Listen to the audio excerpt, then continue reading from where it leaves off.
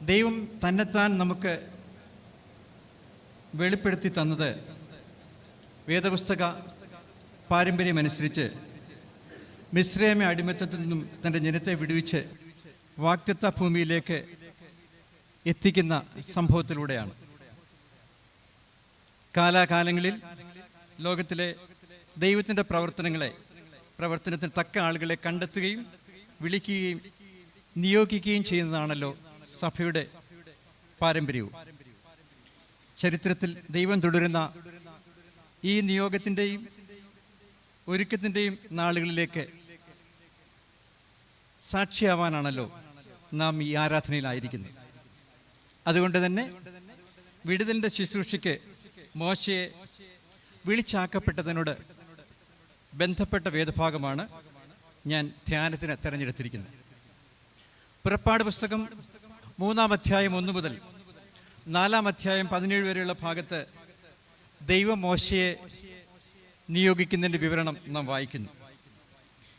ആ ഭാഗത്ത് ദൈവത്തിൻ്റെ നിയോഗത്തോട് മോശ തൻ്റെ ഭാഗത്തു നിന്നും 5 തടസ്സവാദങ്ങളാണ് ഉന്നയിക്കുന്നത്. അതിൽ ആദ്യത്തെ 3 തടസ്സവാദങ്ങൾ ആധാരമാക്കിയാണ് ഈ ധ്യാനം ചിട്ടപ്പെടുത്തിയിരിക്കുന്നത്. പുറപ്പാട് പുസ്തകം 3:11 വായിക്കുന്നു. മോശ ദൈവത്തോട് ഫറവോന്റെ അടുക്കൽ പോകുവാനും ഇസ്രായേൽ മക്കളെ മിസ്രൈമിൽ നിന്ന് പുറപ്പെടുവിപ്പാനും ഞാൻ എന്തുമാത്രമുള്ളൂ. ഒരു നിമിഷം പ്രാർത്ഥിക്കാം. ഞങ്ങളുടെ പാറയും വീണ്ടെടുപ്പുകാരനുമായ യഹോവേ, അടിയൻ്റെ വായിലെ വാക്കുകളും അവിടുത്തെ ജനത്തിൻ്റെ ഹൃദയത്തിലെ വിചാരങ്ങളും അവിടുത്തേക്ക് ഇഷ്ടവും പ്രസാദകരമായിരിക്കുമാറാകണമേ. ആമീൻ. ഇന്ത്യയിൽ രൂപപ്പെട്ട സുസജ്ജമായ ആശയ അടിത്തറയുള്ള മതവിഭാഗമാണ് സിഖ് മതം. സിഖ് മതാനുസാരികൾ വർഷം തോറും വസന്തകാലത്ത് സമ്മേളിക്കുന്ന ഒരു പതിവുണ്ട്. കൊയ്ത്ത് കഴിഞ്ഞുള്ള വസന്തകാലത്തിലെ വൈശാഖി ദിനത്തിലാണ് അവർ സമ്മേളിക്കുന്നത്. പഞ്ചാബിലെ ആനന്ദപൂരിൽ 1699 ലോകത്തിൻ്റെ പല ഭാഗത്തു നിന്നും വന്ന സിഖുകാർ തിങ്ങി നിറഞ്ഞ ഒരു വൈശാഖി ആഘോഷം നടന്നു. ആ ആഘോഷത്തിൻ്റെ മധ്യഭാഗത്ത് സിഖ് മതത്തിലെ 10ാമത്തെ ഗുരുവായ ഗുരു ഗോവിന്ദ സിംഗ് ഗുരുവിനായി വേർതിരിച്ചിരുന്ന കുടിലിൻ്റെ മുമ്പിൽ പ്രത്യക്ഷപ്പെട്ടു. അദ്ദേഹത്തിൻ്റെ കയ്യിൽ ചോര വാർന്നു വീഴുന്ന ഒരു വാള് ഉണ്ടായിരുന്നു. അവിടെ നിന്നുകൊണ്ട് അദ്ദേഹം ഇപ്രകാരം ഉറക്കെ പറഞ്ഞു, സിഖ് മതത്തിന് ഗുരുവിന് നിങ്ങളിൽ ഒരു യുവാവിനെ ആവശ്യമുണ്ട്. ജനസഹസ്രാബ്ദങ്ങൾ സ്തബ്ധരായി നോക്കി നിൽക്കെ നിമിഷങ്ങൾ കഴിഞ്ഞപ്പോൾ ഒരു ചെറുപ്പക്കാരൻ ഗുരുവിൻ്റെ മുൻപിൽ എത്തിച്ചേർന്നു.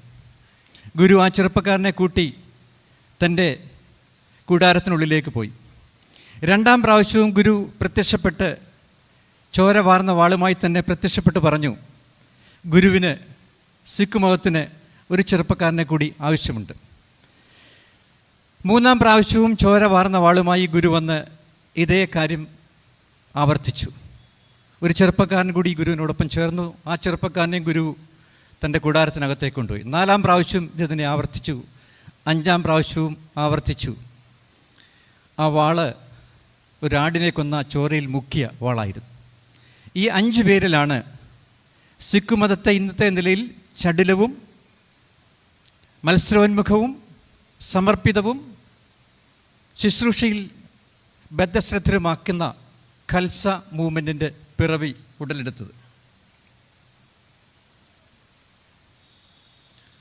മോശയെ കണ്ടെത്തി നിയോഗിച്ച ദൈവം ശമാശന്മാരെയും കശീശന്മാരെയും മേൽപ്പട്ടക്കാരെയും വിളിച്ച് നിയോഗിച്ച് തൻ്റെ വീണ്ടെടുപ്പിൻ്റെ പ്രക്രിയ അഭംഗുന്തരം തുടർന്നുകൊണ്ടിരിക്കുന്നു. മുടി കത്തിരിച്ചും ശോശപ്പായിൽ മൂടിയും പ്രധാന കാർമ്മികൻ്റെ കാപ്പിയിൽ പൊതിഞ്ഞും പ്രാർത്ഥനയുടെ ബലിപീഠത്തിൽ സമർപ്പിച്ചും നാം ആളുകളെ സഭാ ശുശ്രൂഷയിലേക്ക് കണ്ടെത്തി ഒരുക്കി തയ്യാർ ചെയ്യുന്നു. വേദഭാഗത്തിൻ്റെ സന്ദേശത്തിലേക്ക് നമുക്ക് മടങ്ങി വരാം. ഈ പ്രഭാത ധ്യാനത്തിന് ഒരു തലക്കെട്ട് നൽകുവാൻ ഞാൻ ആഗ്രഹിക്കുന്നത് ഇപ്രകാരമാണ്: നിയോഗിതർ തിരിച്ചറിയേണ്ട സ്വയപരിമിതിയും നിയോഗം അടിസ്ഥാനപ്പെട്ടിരിക്കുന്ന പരിധിയില്ലായ്മയും. ഇംഗ്ലീഷിൽ അത് ഏതാണ്ട് ഇങ്ങനെ പറയാം: from self imposed boundaries of the anointed towards the state of divine limitlessness. നിയോഗിതർ തിരിച്ചറിയേണ്ട സ്വയപരിമിതിയും നിയോഗം അടിസ്ഥാനപ്പെട്ടിരിക്കുന്ന പരിധിയില്ലായ്മയും. ദൈവനിയോഗത്തിന് തടസ്സമായി മോശ പറയുന്നു, നമ്മൾ വായിച്ച വേദഭാഗത്ത്, ഞാൻ എന്തുള്ളൂ ഫറവോൻ്റെ അടുക്കൽ പോകുവാനും ഇസ്രായേൽ മക്കളെ വിടുവിപ്പാനും. ഹൂ ആമായി.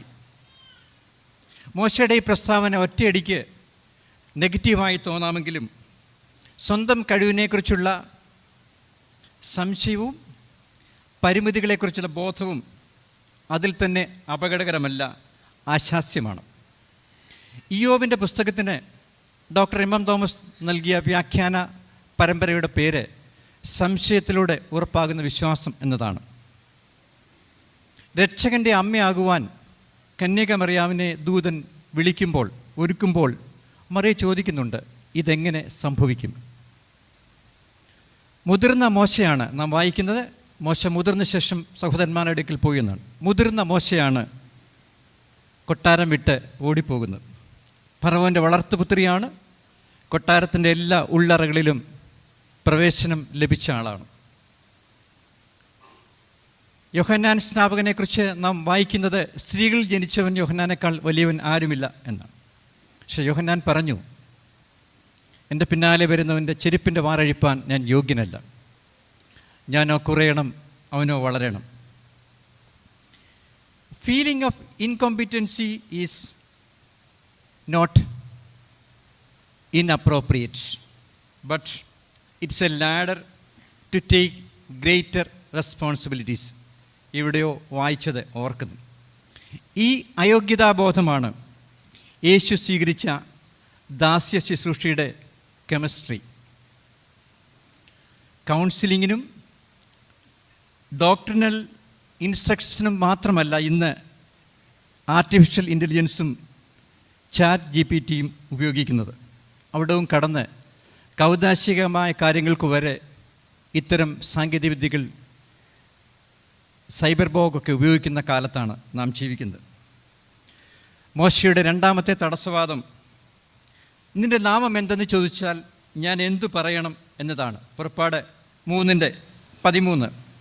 മോശ ദൈവത്തോട്, ഞാൻ ഇസ്രായേൽ മക്കളുടെ അടുക്കൽ ചെന്ന് നിങ്ങളുടെ പിതാക്കന്മാരുടെ ദൈവം എന്നെ നിങ്ങളുടെ അടുക്കൽ അയച്ചിരിക്കുന്നു എന്ന് പറയുമ്പോൾ അവൻ്റെ നാമം എന്തെന്ന് അവർ എന്നോട് ചോദിച്ചാൽ ഞാൻ അവരോട് എന്തു പറയണം എന്ന് ചോദിച്ചു. മോശയ്ക്ക് ഒട്ടും മനസ്സിലാകാത്ത ഒരു മറുപടിയാണ് യഹോവ പറഞ്ഞത്. ഞാനാകുന്നവൻ ഞാനാകുന്നു. I am what I am. നിലവിളി കേട്ട് അടിമകളുടെ കരച്ചിൽ കണ്ട് ഇറങ്ങി വന്ന് വിടുവിക്കാൻ പദ്ധതിയിടുന്ന മോശയാണ് ദൈവം സ്വയം മോശയ്ക്ക് പരിചയപ്പെടുത്തുന്നത്. കൂദാശകളുടെ അനുഷ്ഠാനം, അജപാലനം, ഭരണ കാര്യനിർവഹണം എന്നീ ത്രിതല ശുശ്രൂഷയാണ് പട്ടക്കാരുടെ എന്ന് നമുക്കറിയാം. ഇതിൽ ഏതിനാണ് പ്രാമുഖ്യം? ഒറ്റ ഉത്തരമേ ഉള്ളൂ, അജപാലനം. കഴിഞ്ഞ ആഴ്ച എവൻഗലിനായി നാം വായിച്ചു, ജനത്തെ ചിന്നിയവരും ചിതറിയവരുമായി കണ്ട് യേശു മനസ്സലിഞ്ഞു. ആ യേശുവാണ് നമ്മുടെ നായകനും നടത്തിപ്പുകാരനും. കോഴഞ്ചേരിയിൽ ഞങ്ങൾ അഞ്ച് അച്ഛന്മാർ ചേർന്ന് ആഴ്ചയിൽ ഒരിക്കൽ പതിവായി ഭവനങ്ങൾ സന്ദർശിക്കുന്നുണ്ട്. കൃത്യമായി 1 വർഷത്തിലധികമായി ആ ശുശ്രൂഷ തുടർന്നു പോരുന്നു. അടുത്തിടെ ഒരു വീട്ടിൽ സന്ദർശനത്തിനെത്തിയപ്പോൾ ശയ്യ അവലംബിയായി കാഴ്ച ഒട്ടുമില്ലാത്ത ഒരമ്മച്ചി കയ്യിൽ പിടിച്ചുകൊണ്ട് ചോദിച്ചു, നിങ്ങൾ 5 അച്ഛന്മാരും വന്നിട്ടുണ്ടോ എന്ന്. അജപാലനത്തിൻ്റെ ഒരു ലഘുചിത്രമായി ഇത് സ്വീകരിക്കാമോ എന്ന് തീരുമാനിച്ചുകൊള്ളുക. ജനത്തിൻ്റെ കരച്ചിൽ കേട്ട് നിലവിളിക്ക് കാതോർത്ത് ഇറങ്ങി വന്ന ദൈവത്തെയാണ് സഭാലോകത്തിൽ പ്രതിനിധീകരിക്കുന്നത്. അത് പ്രാദേശികമായി വെളിപ്പെടുത്തുവാൻ പട്ടക്കാർ നിയോഗിതരായിരിക്കുന്നു. പരിപാടികളും കമ്മിറ്റികളും നമ്മെ ജലത്തിൻ്റെ അനുഭവങ്ങളിൽ നിന്ന്, അവസ്ഥകളിൽ നിന്ന് അകറ്റുന്നു എന്നത് ആത്മശോധനയ്ക്ക് വിധേയമാക്കേണ്ടതാണ്. തകരുന്ന കുടുംബ ബന്ധങ്ങളും വിവിധ ആസക്തികൾക്ക് അടിമപ്പെട്ടവരും ലക്ഷ്യബോധമില്ലെന്ന് തോന്നുന്നവരും ആ യുവജനങ്ങളും, ആരും ശ്രദ്ധിക്കാനില്ലാത്ത വയോജനങ്ങളും, സ്ത്രീകളും ലൈംഗിക ന്യൂനപക്ഷങ്ങളും നമ്മുടെ ആരാധനയിലെ കേവലം സൂചകങ്ങൾ മാത്രമാണോ, അതോ നമ്മുടെ ശുശ്രൂഷയുടെ ടാർഗറ്റാണോ? മൂന്നാമത് മോശ പറയുന്നു, അവർ എന്നെ വിശ്വസിക്കാതെയും എൻ്റെ വാക്ക് കേൾക്കാതെയും യഹോവ എനിക്ക് പ്രത്യക്ഷനായിട്ടില്ലെന്ന് പറയും.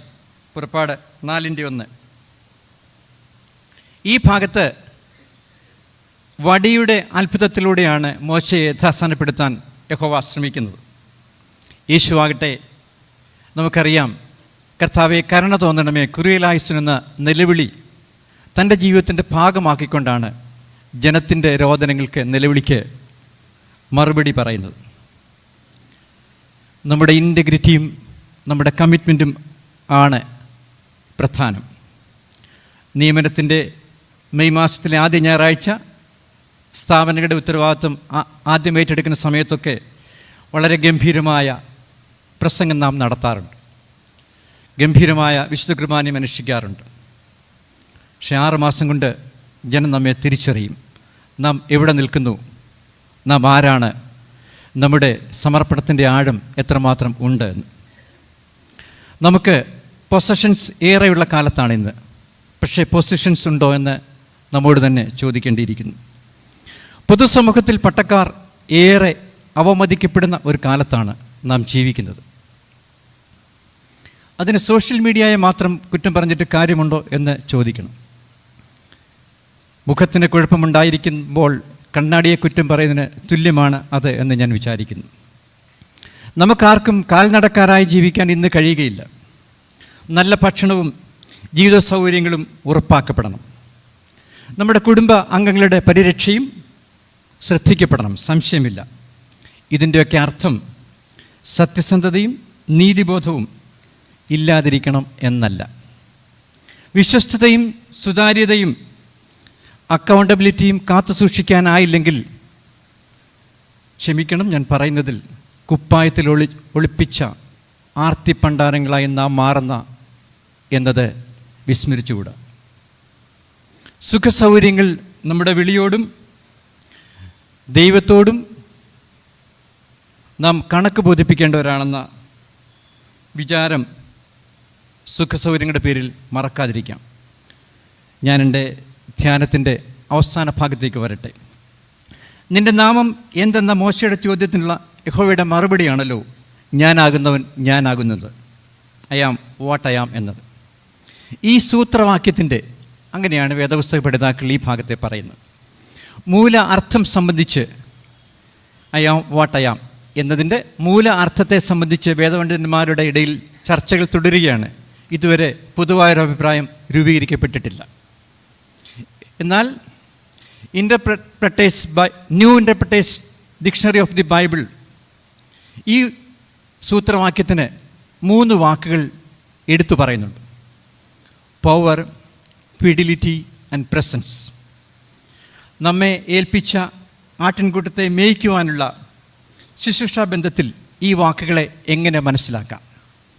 പവർ, അധികാരം.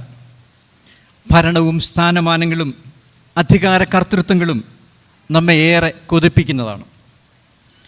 യേശുഭാവം ദാസ്യത്തിൻ്റേതും കാൽ കഴുകലിൻ്റേതും ആയിരുന്നു.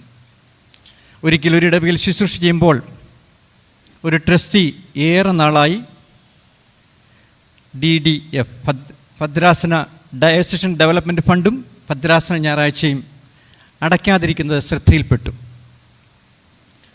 അദ്ദേഹത്തോട് പറഞ്ഞു അത് അടയ്ക്കണം. അദ്ദേഹം പറഞ്ഞു സൗകര്യം പോലെ ചെയ്യാമെന്ന്. ഞാൻ മറുപടി പറഞ്ഞു, അടുത്ത മാസം ശമ്പളം വാങ്ങണമെങ്കിൽ ഈ പണം ഓഫീസിൽ അടച്ചതിന് ശേഷം മാത്രമായിരിക്കും ഞാൻ ചെയ്യുക എന്ന് പറഞ്ഞു. അദ്ദേഹം പറഞ്ഞു, അച്ഛൻ എന്നോട് അപമര്യാദയായി പെരുമാറിയെന്നൊക്കെ. ഞാൻ പറഞ്ഞു, ഉച്ചയ്ക്ക് വീട്ടിൽ ഉണ്ണാൻ വരുമ്പോൾ മട്ടൻ കൂട്ടി ഊണ് തയ്യാറാക്കണം എന്നല്ല ഞാൻ പറഞ്ഞത്. സഭ നിങ്ങളെ ഏൽപ്പിച്ച ഉത്തരവാദിത്വം നിർവഹിക്കണമാണ് എന്നാണ് പറഞ്ഞത് എന്ന് പറഞ്ഞു. അധികാരത്തെക്കുറിച്ചുള്ള കേവലം ചെറിയൊരു സൂചന മാത്രം. പ്രസൻസ്, രണ്ടാമത്തെ വാക്ക് സാന്നിധ്യം. അമേരിക്കയിൽ നിന്നും ഈ നാളുകളിൽ പുറത്തു വരുന്ന വാർത്തകൾ ഒട്ടും ആശാസ്യമല്ല. അമേരിക്കയെക്കുറിച്ച് പുറം ലോകം നിന്നും വരുന്ന വാർത്തകളും ഒട്ടും ആശാസ്യമല്ല. എന്നാൽ പ്രസിഡൻറ്റിൻ്റെ സ്ഥാനാരോഹണ ശുശ്രൂഷയോട് ചേർന്നുള്ള സ്തോത്ര പ്രാർത്ഥനയിൽ